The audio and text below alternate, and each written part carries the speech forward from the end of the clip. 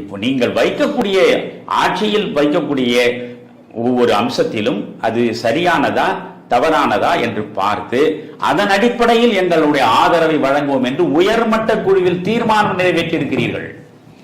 திமுகவினுடைய கடந்த கால பேரெட்டு பக்கங்களை எல்லாம் புரட்டுங்கள்.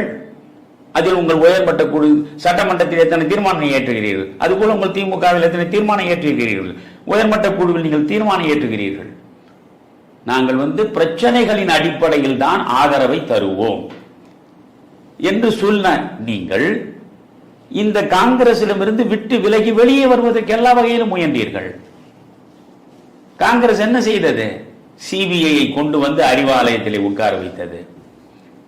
கீழே பேச்சுவார்த்தை நடத்துவதற்கு காங்கிரஸ்காரர்கள் உள்ளே போனார்கள்.